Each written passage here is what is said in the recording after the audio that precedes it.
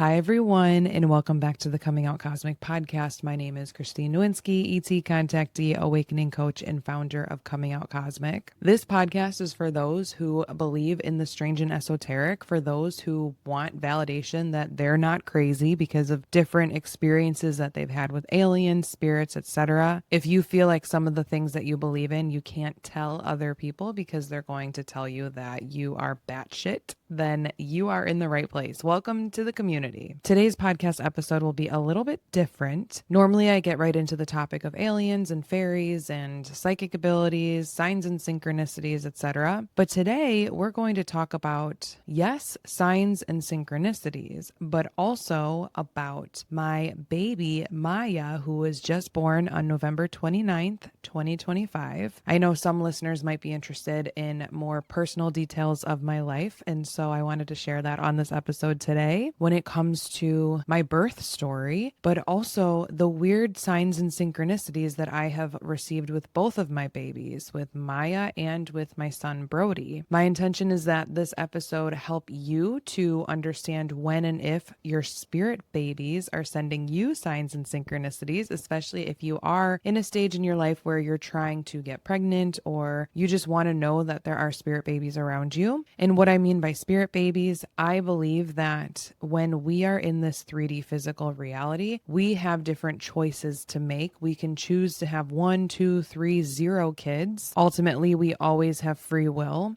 And so spirit babies for me are our potential babies that are in spirit form around us, who are around us in the 3D, and they can come and visit, especially if they're really wanting to come through, if they're really wanting for you to use your free will choice to bring them into this 3D physical reality with you. So for me, with both my son Brody and my daughter Maya, they came through very strong in the form of spirit babies before they even crossed over into this earthbound reality. Two books that are really great at explaining the concept of a spirit baby would be one, the book Spirit Babies by Walter Mackin. I think that's how you say his last name.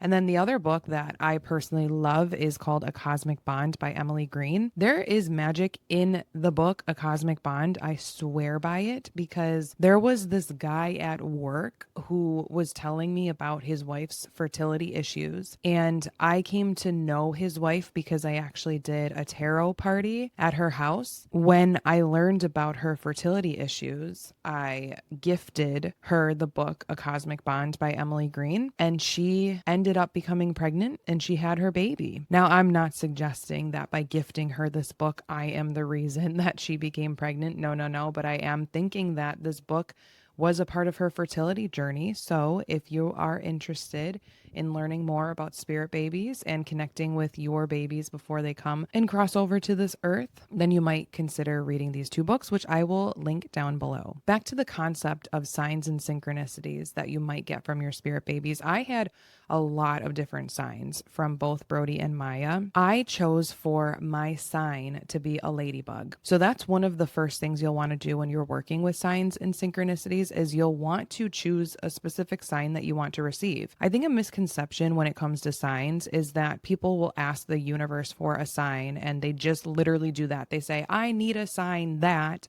blah, blah, blah. But then they don't ask for anything specific. And then they don't know what to really watch out for. They're just asking for a sign. And the truth is, the universe is sending you signs all the freaking time. But if you're not being specific about it, you are going to miss it. Why?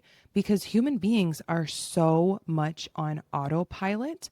We're not very aware during our days. If you think about the times when you're even driving to work and you think, oh my gosh, when did I get to work? Like that was such a blur. That's because most of the time we are on autopilot. So if you don't ask for a specific sign from the universe or from your spirit babies, then you are most likely going to miss it. So that's step one, is ask for a specific sign from your spirit baby. Step two is to ask for it and then to let it go. You don't want to be looking for a sign for a couple of reasons. One, you don't want to manifest it into your reality because then in my opinion, that's not truthfully coming from your spirit baby. That's coming from your own thoughts and beliefs that create your reality. And then you can actually manifest it yourself. And two, if you are consistently looking for a sign, the opposite might happen where you're not manifesting it into your life. You're not attracting it into your life. You're actually making it so that that sign doesn't come to you because you have an attachment to it.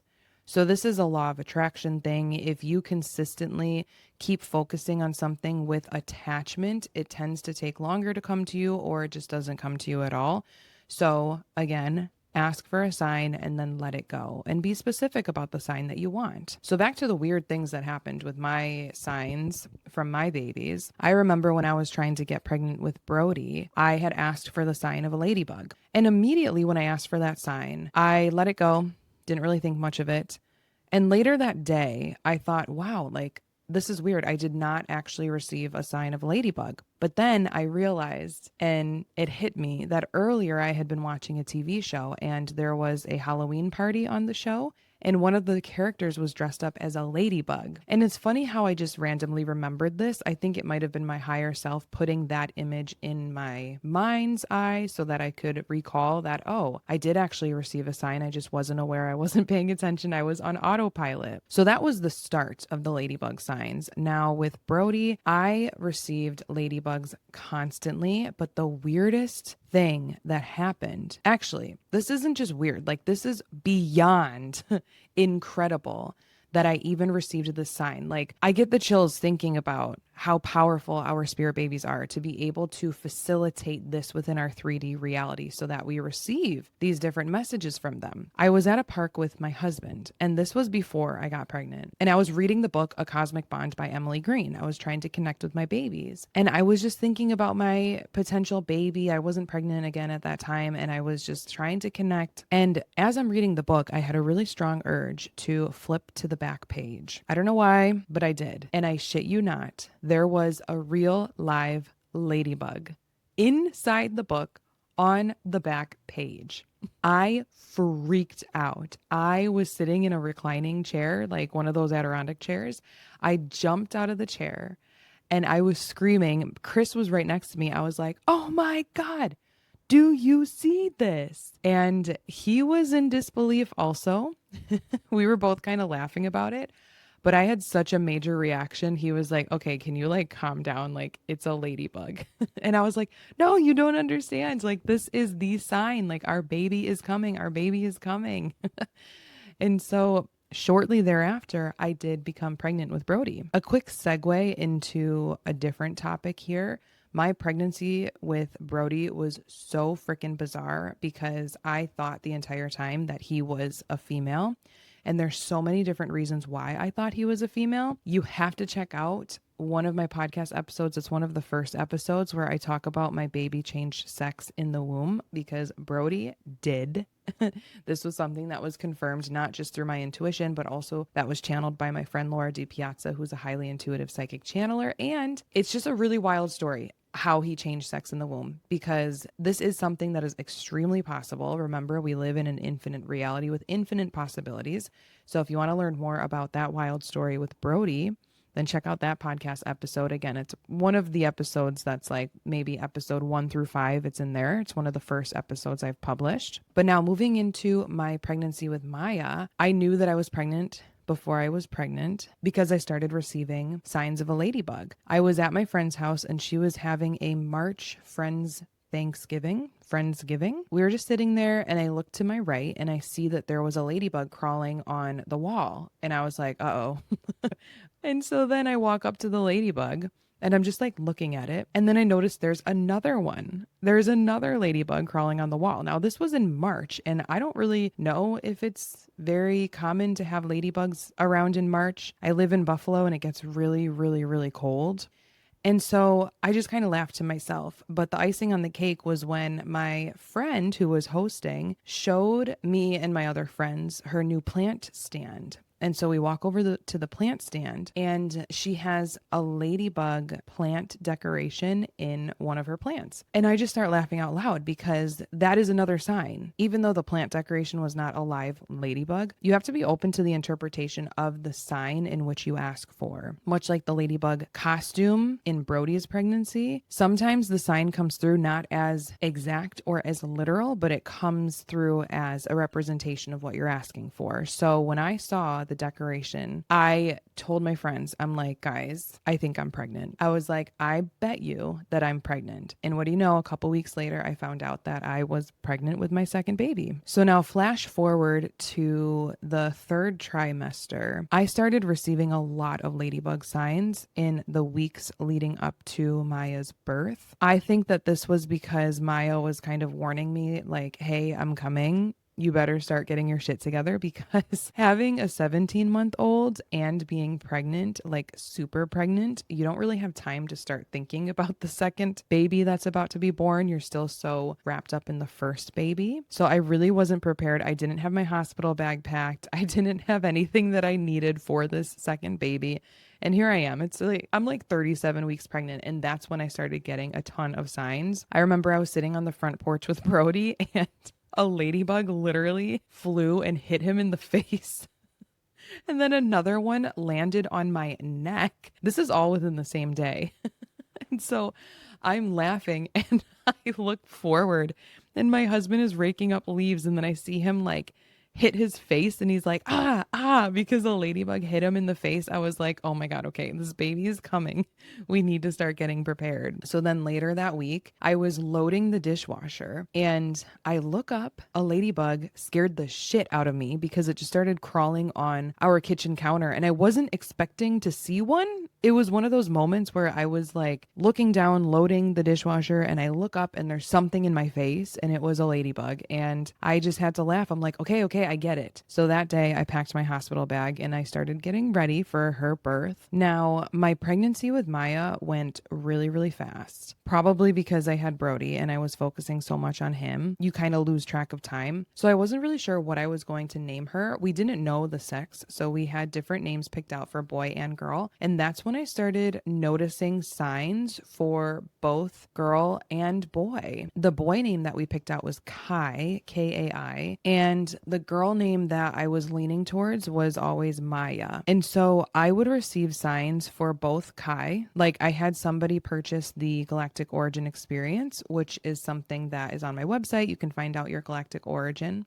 And the person who purchased it, her name was Melanie Kai. I had another weird incident where I was leading a business group and we were talking about AI, and the one student was talking about how she named her AI chatbot Kai. So all these weird synchronicities were coming up for Kai, and I thought, oh my gosh, okay, well, I'm going to have a boy.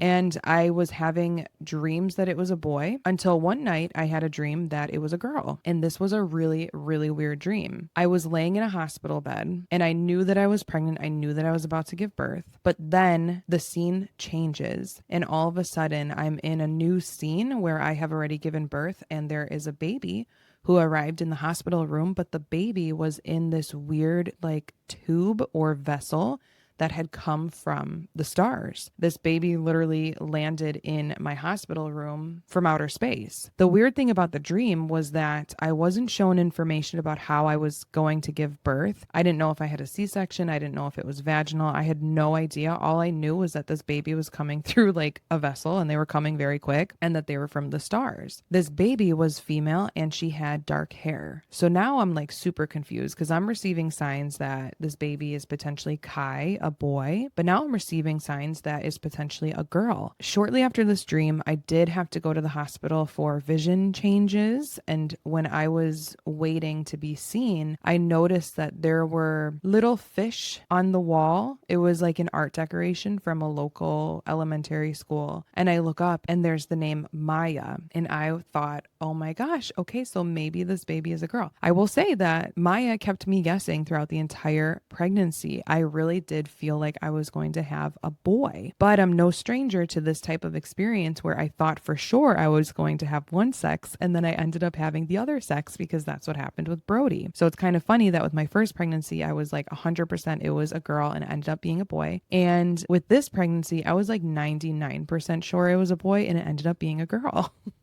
These kids, these spirit babies just like to fuck with us, I'm telling you. So I ended up needing to get an induction because, again, I had 2 weird incidents with vision changes, which could be signs of preeclampsia, but I did not have preeclampsia because the 2 times that I went to the hospital, I had all the different tests done and they were like, yeah, nothing is going on. You're perfectly fine. Go back home. But when I went to the OB, my doctor was like, I don't like these vision changes. Let's just schedule you for an induction. So she schedules me for an induction on Black Friday, or so I thought. I call the OB on Friday and I'm like, hey, I'm waiting for a call to know when I'm supposed to go to the hospital to be induced. Turns out my doctor never ended up calling in the induction. She went on vacation instead, and nobody knew like what to do with me because a doctor that's not your own cannot just call you into the hospital and schedule an induction for you when they haven't been seeing you. So I was on hold and pretty anxious because I'm like, I'm supposed to have this baby. Like, just think about it. You're all set.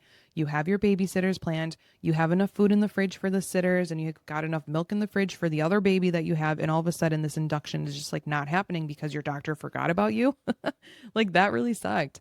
And so what ended up happening was I was told that there were no beds for me on that Friday and to come in on the next day on Saturday. So I called the hospital on Saturday. They said that I was supposed to receive a call. I never got a call. This was just like, the organization was horrible. Okay. Super stressful. The hospital still like didn't have me on deck to have an induction. Finally, I do get a call back from the hospital. They're like, okay, yeah, you are scheduled for a 9 p.m. induction. And I'm like, well, what the heck? Like, that's not going to work. I was supposed to be induced yesterday. My doctor doesn't want me to go past 39 weeks. And they're like, oh, well, you can come in today. So I ended up coming in on Saturday, the 29th in the afternoon. I had an amazing nurse. And the reason why she was so amazing is because she seemed very in tune with her intuition. She knew exactly how to take care of me. She knew exactly what my body needed. She read my notes. She knew all about my birth with Brody and how it was very, very quick. And she just intuitively knew how to take care of me. That's the best way that I can explain it. And I think the universe puts these different people in our lives for a reason. And one of the reasons being that she was a match for my vibration and my frequency. We're both intuitive and we killed the birth thing. I'm telling you, like, Joelle was amazing. She was like, okay, my shift ends at 7 p.m. and we are going to have this baby before 7 p.m. I shit you not, I had the baby at 7:12 p.m. She was able to stay for the full birth and I pushed for literally a minute, 1 minute, maybe not even a minute. It was like I pushed on like one contraction and then Maya came out and I was so surprised that it was a girl. Just like I was so surprised Brody was a boy. I still can't believe that Maya is a girl. I finally have my little princess who's going to take over and inherit all of my crystals, because I'm sure, as you can maybe see behind me if you're watching this on YouTube, that I've got a million crystals. But things have been really, really good. With Brody, I definitely had the 2-week baby blues, which is something that happens in postpartum. It's like your hormones are getting back into balance. So you might find yourself being like more depressed. I did not have postpartum depression, just like those 2 weeks of baby blues. And with Maya, I don't even have that. I'm just so excited to get back into myself, because with having a newborn and having an 18-month-old, you can probably do the math and figure that I have been pregnant or postpartum for the past like 3 freaking years. I am ready to just go back to normal. I kid with my husband because we got pregnant very, very shortly after we got married. I swear that we conceived on our wedding weekend. And so we joke about the fact that like he doesn't even know who he married, because I've literally always been pregnant or postpartum. Maybe that's what's given me the confidence to come out cosmic and to talk about aliens, because of all these weird hormones that are going on. Like, they're making me crazy.